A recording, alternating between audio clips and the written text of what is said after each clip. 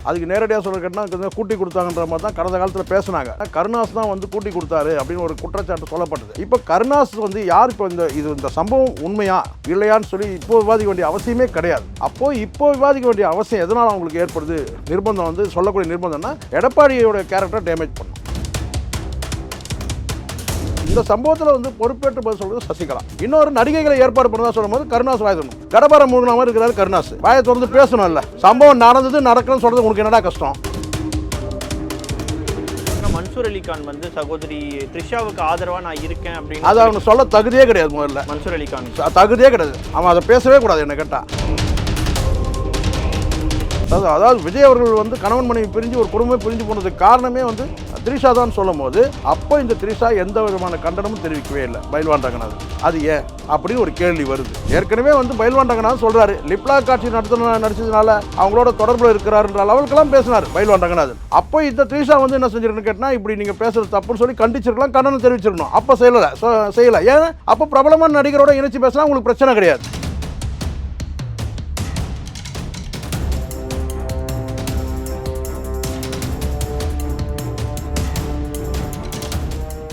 Real one voice நேயர்களுக்கு வணக்கம். நான் உங்கள் விஷால் பொலிவர். இன்றைய நேர்காணலில் நம்மோடு இணைந்திருக்கும் சிறப்பு விருந்தினர் பத்திரிகையாளர் சேகுவரா ஜெய்சங்கர் அவர்கள். வணக்கம் சார். வணக்கம் விஷால் சார். மீண்டும் பார்த்தீங்கன்னா நடிகை த்ரிஷா அவர்களுடைய விவகாரம் வந்து பேசப்பட்டு வருது. இது இயல்பாக நடந்ததா இல்லைனா வந்து உருவாக்கப்பட்டதான்ற ஒரு கேள்வி இருக்கு. அதிமுகவினுடைய முன்னாள் ஒன்றிய செயலாளர் நீக்கப்படுறாரு. உடனே வந்து பிரஸ் மீட்ல பார்த்தீங்கன்னா இந்த விஷயத்த வந்து பேசுறாரு.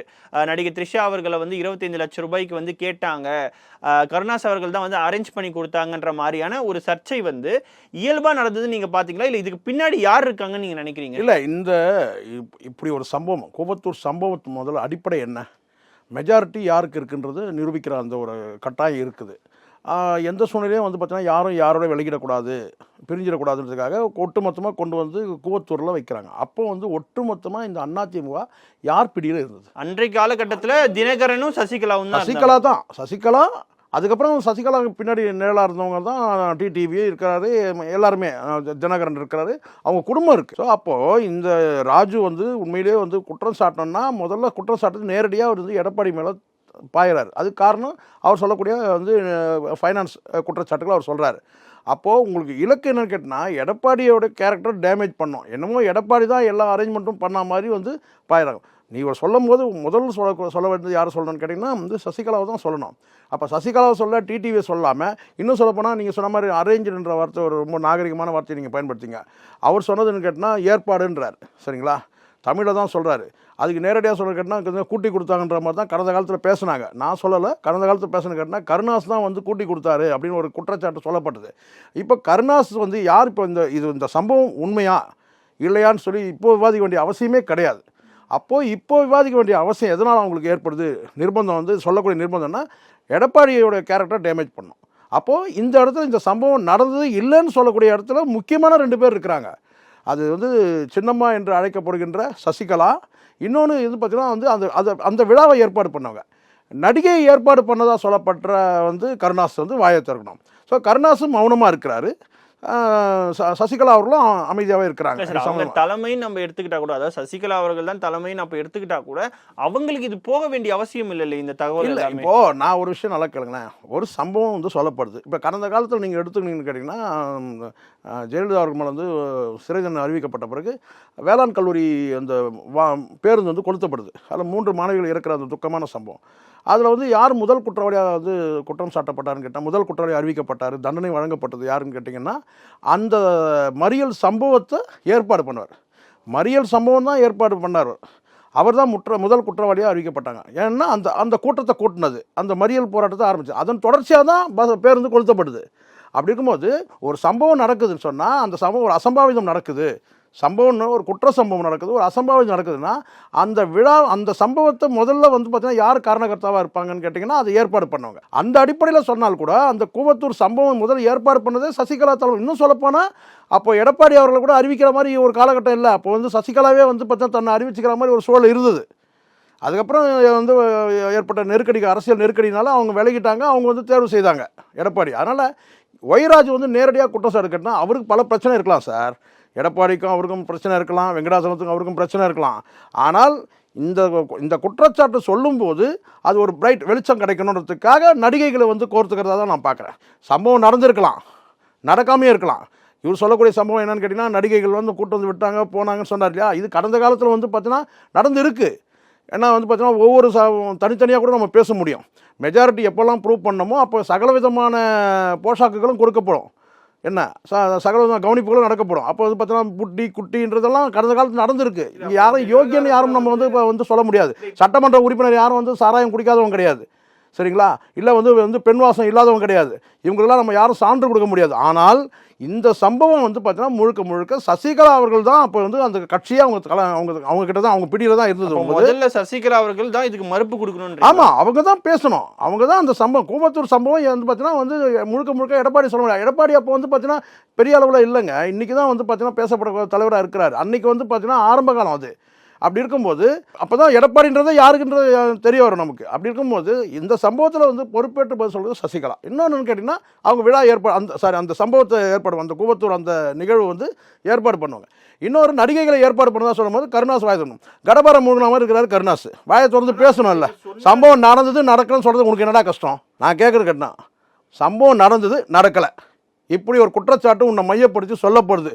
இல்லை இந்த மாதிரி ஒரு சம்பவம் நடக்கணும் சொல்லி தம்பி கருணாஸ் பேசணுமா இல்லையா? ஆனால் த்ரிஷா அவர்கள் மறுப்பு தெரிவிச்சிருக்காங்களா சார்? அவங்க பாதிக்கப்படுறாங்க சார், அவங்க பாதிக்கப்படுறாங்க. குறிப்பிட்டு ஏன் வந்து த்ரிஷாவை மட்டும் சொல்ல வேண்டிய அவசியம் இல்லை. அப்போது இந்த மாதிரி ஒரு சம்பவத்துக்கு வந்து ஒரு பிரைட் வெளிச்சம் கிடைக்கணுன்றதுக்காக இந்த மாதிரி குற்றச்சாட்டுக்கு அப்போ த்ரிஷாவை எடுக்கிறாங்க. ஏற்கனவே உங்களுக்கு நல்லா தெரியும், கடந்த காலமே வந்து பார்த்தீங்கன்னா அவங்க மையப்படுத்தி ஏதாவது ஒரு தகவல் வருது. நான் என்ன சொல்றேன்னு கேட்டிங்கன்னா, அவங்க மறுக்கிறாங்க இல்லையா, நான் வந்து என்ன மையப்படுத்தி பேசுற மாதிரி இருக்கலாம். அப்போ கருணாஸ் மேலே குற்றச்சாட்டு வைக்கப்படுது. நடிகைகள் ஏகப்பட்ட குற்றச்சாட்டுகள் சமூக வலைத்தளங்களில் வரும்ல சார், எல்லாத்துக்குமே நம்ம பதில் சொல்லணும் சார். நான் ஒரு விஷயம் நான் சொல்றேன், இது வந்து ஒரு முக்கியமான வந்து பார்த்தீங்கன்னா ஒரு சென்சிட்டிவ் மேட்ரு. ஒரு அரசு வந்து தன்னை நிலைநிறுத்துக்காக, அதாவது ஸ்டாண்ட் பண்ணிக்கிறதுக்காக கூட்டப்பட்ட கூட்டம் தான் அந்த கூட்டம்.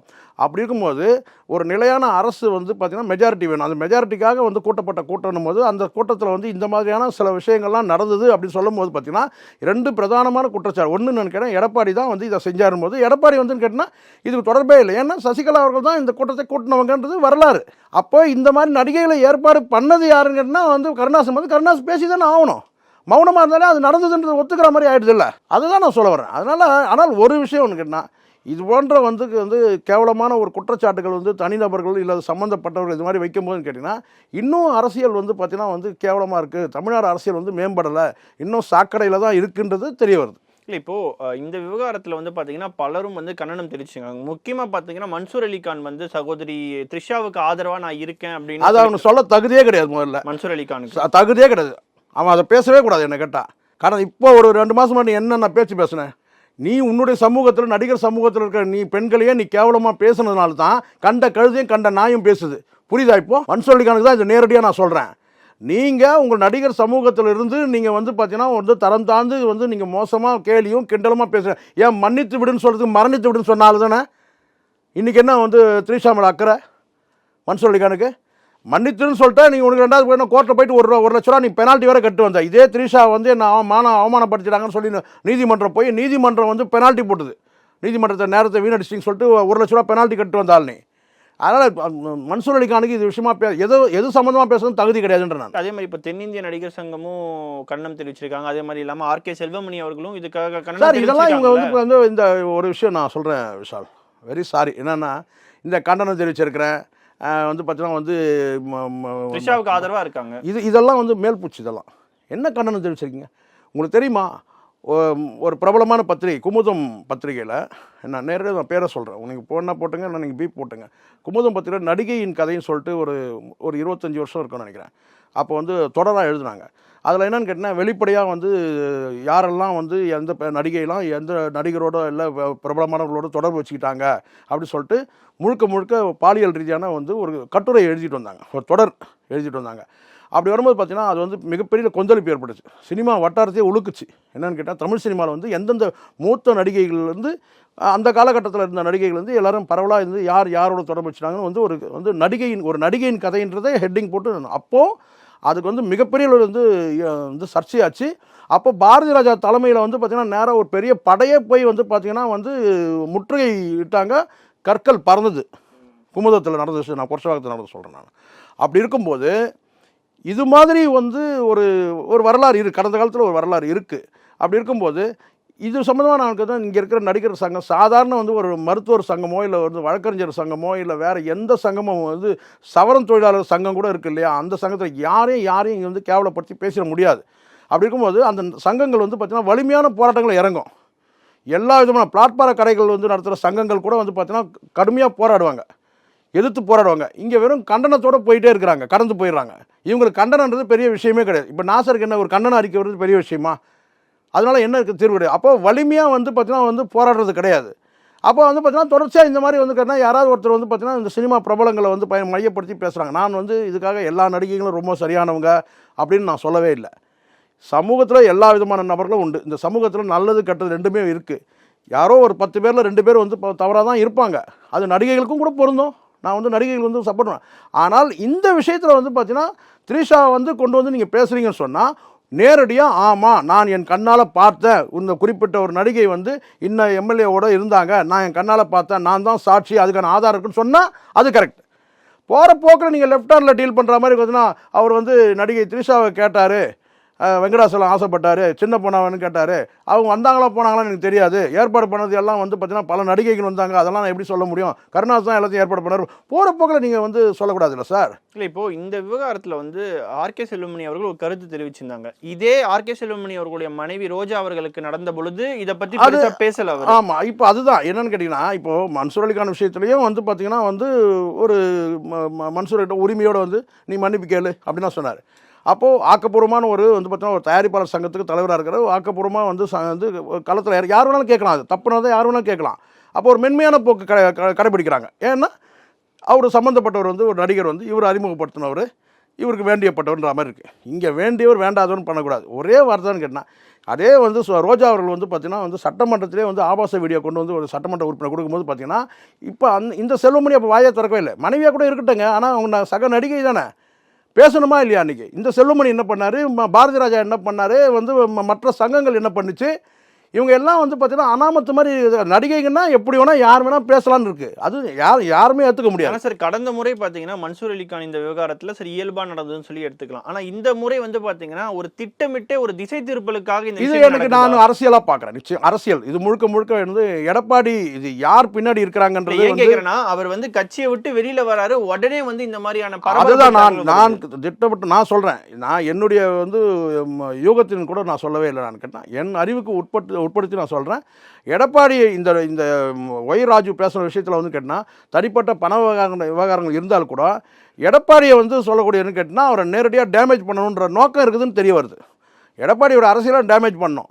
அப்போ ஒய் ராஜுக்கு பின்னாடி யார் இருக்கிறாங்கன்றது வந்து நம்ம சொல்ல முடியாது. அது டிடிவி இருக்கலாம். இதை ஏன் கேட்குறேன்னா இது வந்து திரைத்துறை சம்மந்தமாக இருக்கிறதுனால உதயநிதியோட இன்ஃப்ளூயன்ஸும் பின்னாடி இருக்குமான்ற ஒரு கேள்வி இருக்கு. இல்லை, அதில் வந்து பண்ணால் இது காலப்போக்கில் வந்து தெரியதான் போகுது யாருக்கு பின்னாடி இருந்தாங்கன்னு சொல்லிட்டு. ஆனால் சமீப காலங்களில் வந்து பார்த்தீங்கன்னா இப்போ நான் சொல்கிறேன் திமுக ஆட்சி வந்த பிறகு சொல்கிறேன்னு கேட்டிங்கன்னா பெரும்பாலும் வந்து பார்த்தீங்கன்னா நடிகைகள் வந்து குறிப்பிட்டு பிரபலமான நடிகைகள் வந்து பார்த்தீங்கன்னா ஆளுமைகளை வந்து பார்த்தீங்கன்னா டேமேஜ் பண்ணுறதுன்றது வந்து பார்த்தீங்கன்னா தொடர்ச்சியாக நடந்துக்கிட்டே இருக்குது அப்படின்னு. இன்னொன்று நான் வந்து சொல்லுவேன் கேட்டிங்கன்னா இது வந்து காலப்போக்கில் சரி பண்ணணும்.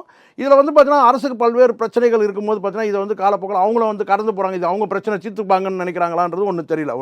ரெண்டாவது என்னன்னு கேட்டிங்கன்னா இதே வந்து த்ரிஷாவும் வந்து பார்த்தீங்கன்னா நம்ம வந்து ஒரு குற்றச்சாட்டு வைக்க வேண்டிய ஒரு சூழ்நிலை வருது. என்னன்னு கேட்டிங்கன்னா கடந்த காலத்தில் வந்து பார்த்தீங்கன்னா பைல்வான் ரங்கநாதன் வந்து பார்த்தீங்கன்னா வந்து லிப்லாக் வந்து பண்ணதுனால விஜய் அவர்களுக்கு வந்து பார்த்தீங்கன்னா வந்து குடும்பத்திலே பிரச்சனை ஆயிடுச்சு. ஒரு குறிப்பிட்ட லியோ படத்தில் ஒரு காட்சி லிப்லாக் காட்சி நடித்தாங்க, அதனால் வந்து குடும்பமே பிரிஞ்சு போயிடுச்சு.